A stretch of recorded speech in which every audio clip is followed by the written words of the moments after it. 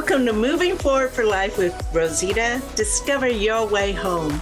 You know, one thing that is constant in life is there will always be change. And changes could be buying or selling a home, the loss of a loved one, marriage, divorce, it goes on.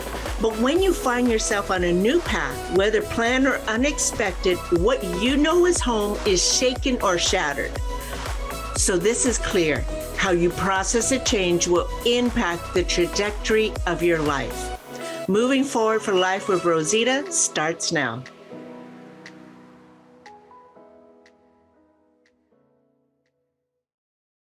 Hi, and welcome to Moving Forward for Life with Rosita. Discover your way home. I'm Rosita, your host, founder of Moving Forward for Life, and a self-discovery life coach.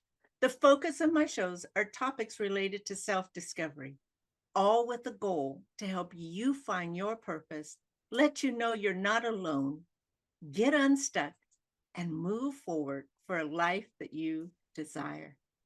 Today, my guest is Julie McLean. I'm so honored. She is a speaker, mental health advocate, author, and certified coach. In 2021, she spoke at TEDxOcala stage. Her mission is to end the stigma of mental health. Welcome, Julie. Thanks for joining me today. Thank you so much for having me. I love this. Our topic today is so important, and it brings awareness and educates everyone, because it's a topic that you say there is stigma to suicide, mental health, mental illness. There's a stigma and all that, and so people decide not to talk about it. They don't want to touch it at all. So today is our part 2. Yes. 3 signs of how to recognize, right? 3 signs of suicidal behavior in others. Part 1, if you did not see it, is about 3 signs of suicidal behavior in ourselves. So important to watch, because ladies, we do so much that we don't recognize, and we give so much to everybody else. So it's important to take care of self before we can take care of others. Yeah. So I do want to ask you to do a small snippet of your story, because I think that's important to connect with everything that you're doing, that you have been through it. So you are the perfect person to help others through it. Like, been there, done that, wrote the book. Got the t-shirt. And got the t-shirt.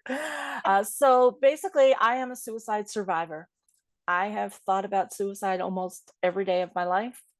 I have been through trauma, and back in 2019 is when everything just came to a head, and I couldn't take it anymore. And my husband came home to me crying on the couch and telling him that I was leaving him. And he asked me the 3 most important questions in my life. And that was, are you okay? And I obviously wasn't. Do you want to hurt yourself? And do you have a plan? And because I answered yes, especially to that last one, I had a plan. He knew that I was in deep in crisis, and I needed to get help.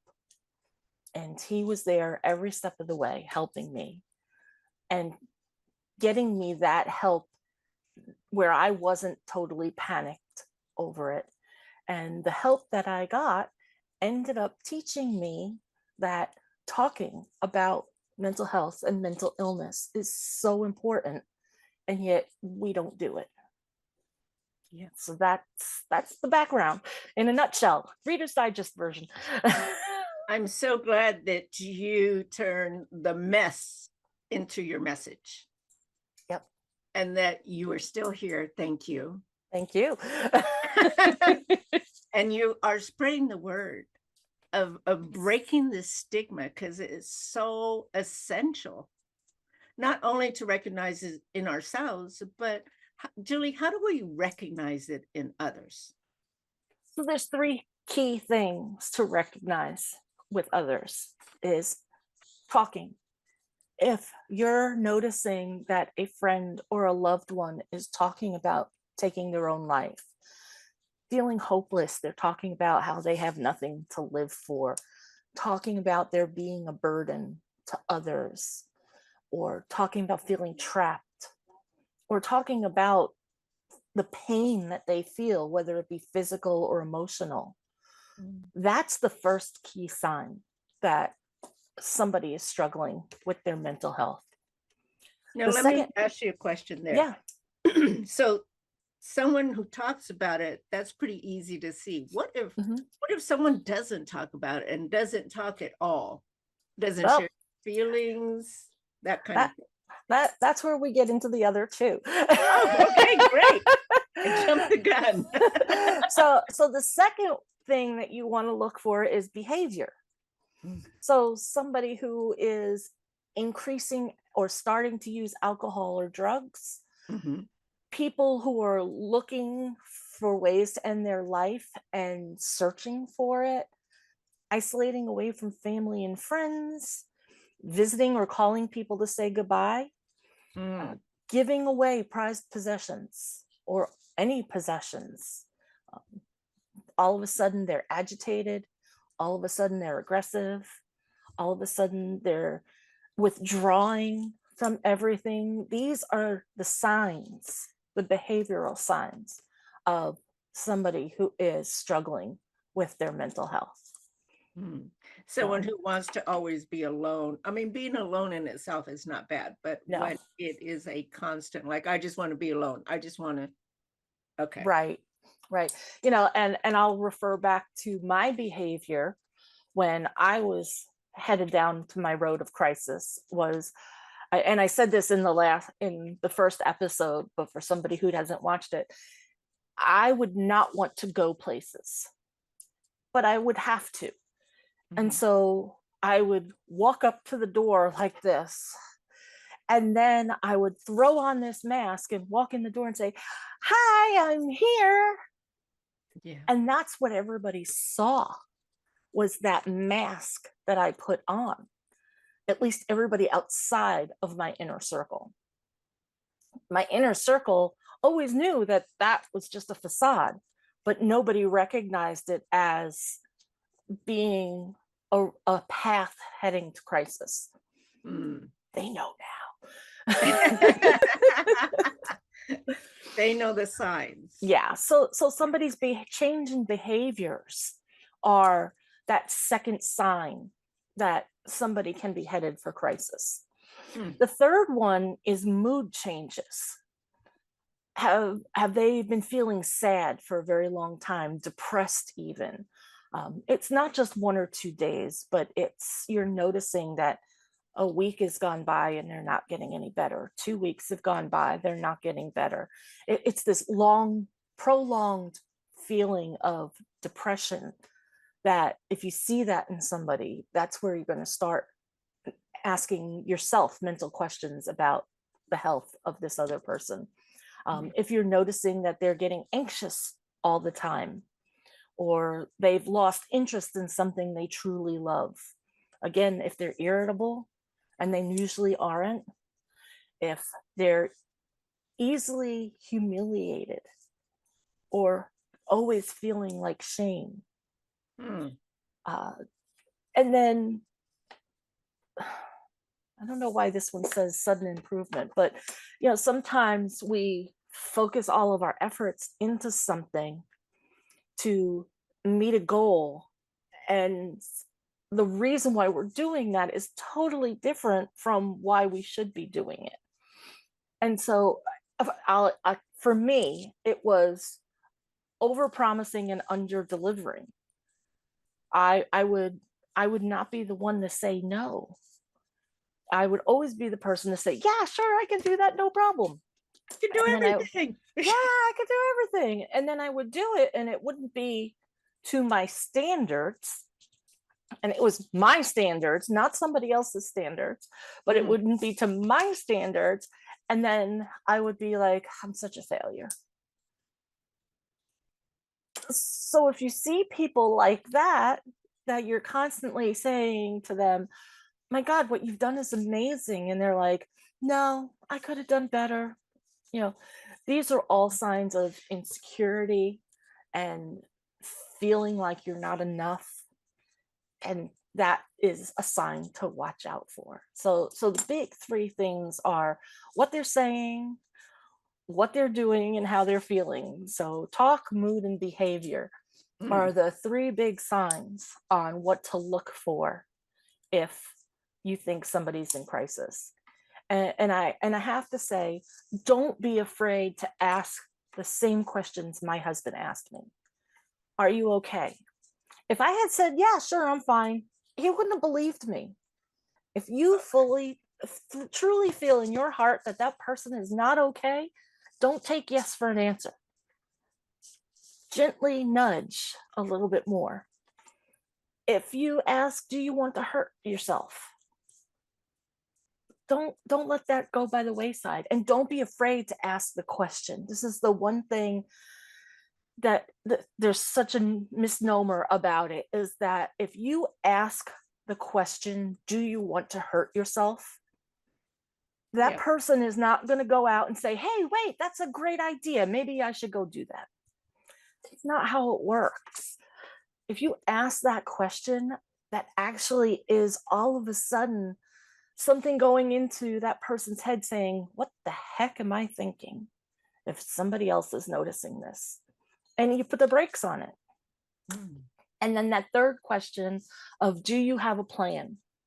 That plan is letting you know that their crisis is there. It's not that it's coming. That crisis is there. They want to hurt themselves and they want to do it now. And you need to get them help right then and there. Don't leave them. Stay with them no matter who they are. Get help, whether it be call 911 or get them to a therapist, whatever it takes. You need to be there and get them help. Do not, please, do not leave them alone. Even if they fight with you saying, just leave me alone, go away. No, I'm not leaving you alone until I know you're safe. And we have to have the confidence to be able to say that to people and be able to do that for people. And also trust your intuition, Yes. Yeah. because they, like you said, they could say, no, I'm fine, but Mm-hmm. your intuition, your husband's intuition was, no, you're not.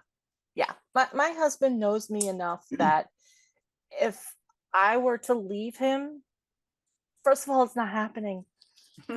It's not happening. If something was so egregious in our marriage, I would throw him out, but I wouldn't leave. I wouldn't. Why would I leave? I didn't do anything wrong. Yeah. So he knows me well enough to do that. And I call him my person because I have enough trust in him that Right. I can tell him anything. Yeah. That's So important to have. yeah, because if you know somebody who struggles with their mental health, be open and willing to be their person, because they need somebody that they can go to and talk to and spill their guts out to. So don't ever tell somebody just get over it. You can't just get over it. It's No. to a point you need some help. So have compassion for that person. They're not going to get over it. It's not just in their head. It starts in their head, but it really is a feeling throughout the entire body.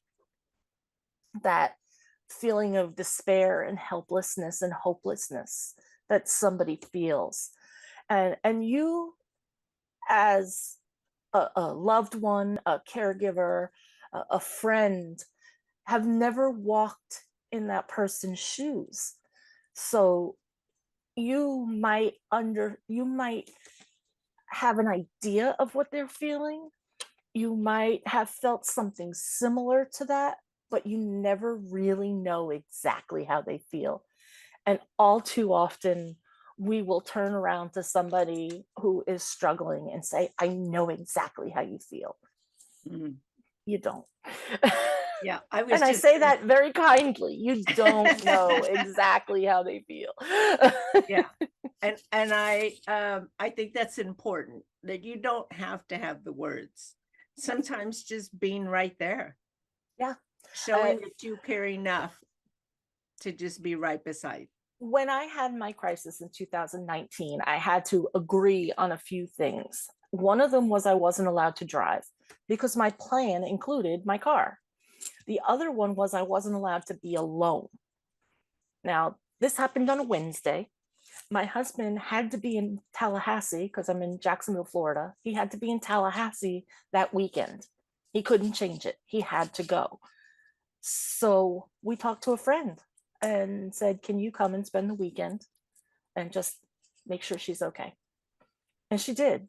She sat on a chair right next to me the entire weekend. I was catatonic on the couch. I couldn't move. And she just sat there.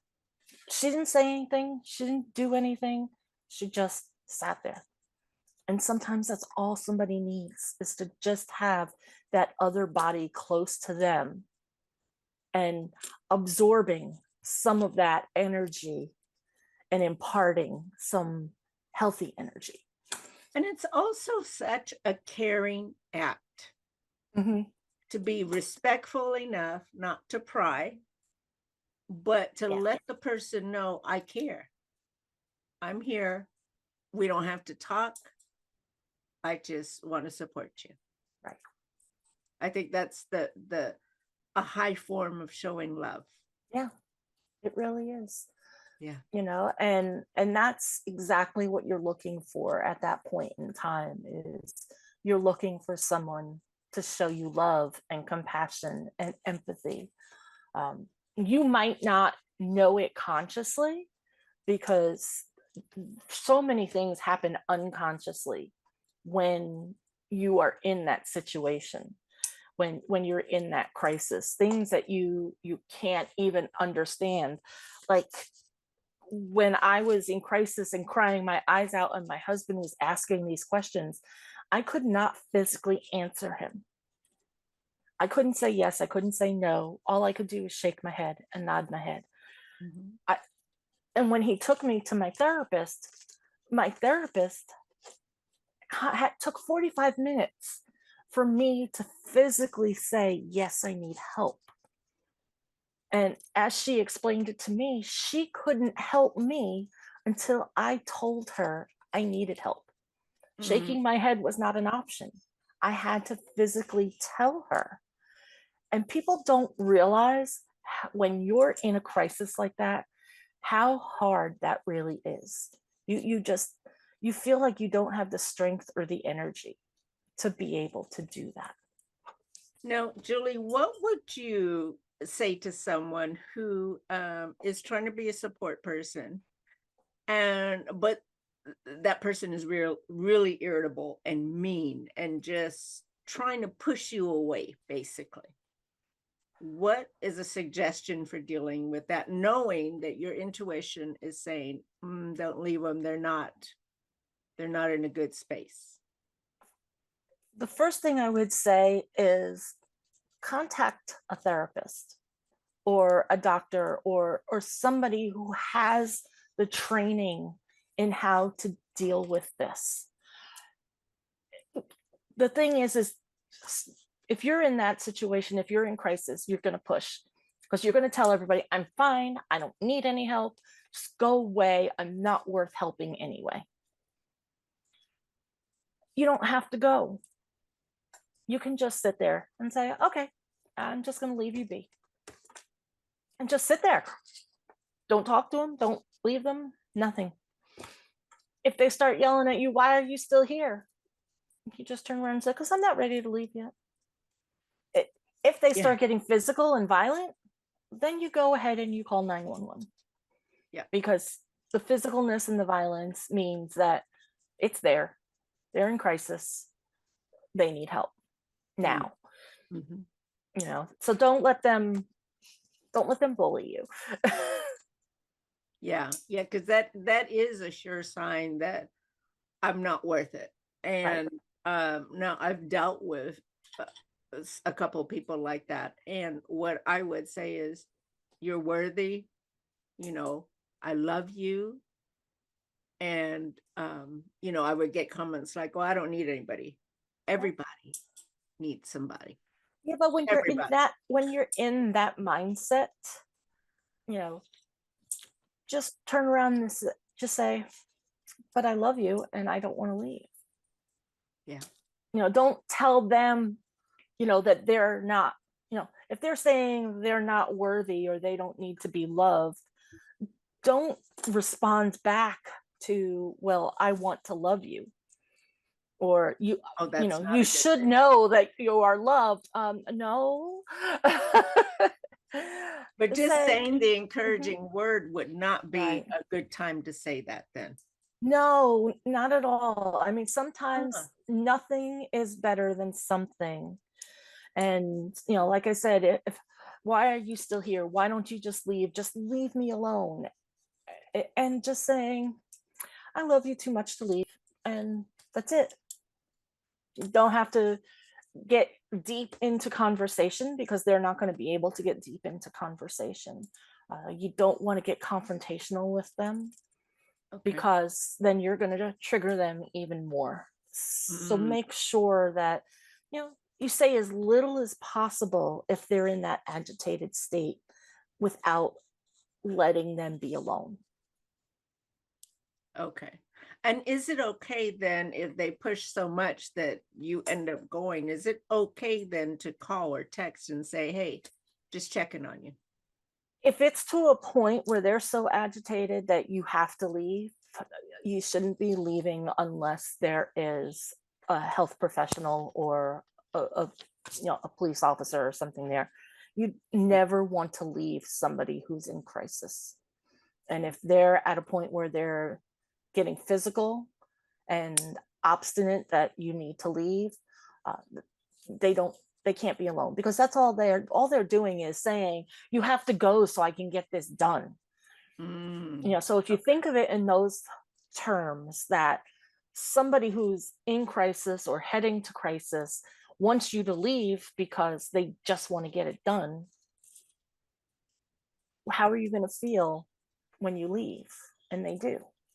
mm, Yeah, I was speaking with somebody recently about a friend of theirs that they asked them, are you okay?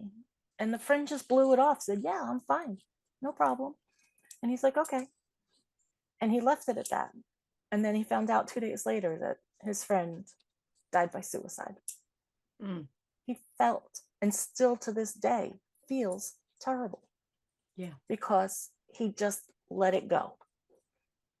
Follow your gut. If your gut tells you that this person is not okay, don't take yes for an answer.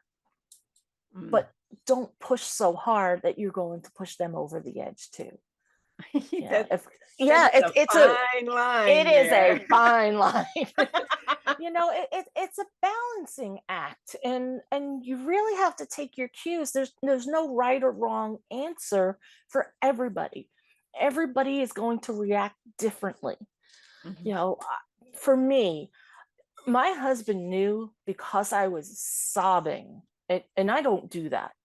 I was sobbing. He knew that I was in crisis. He just knew, because he knows that if I lose control like that, there's something definitely wrong.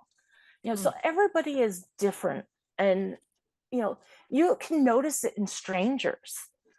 Don't hesitate if you see somebody on a bench who's looking really distraught. Don't hesitate to go to them and say, hey, I noticed that you're looking, a little distraught. Are you okay? Is there anything I can do to help you?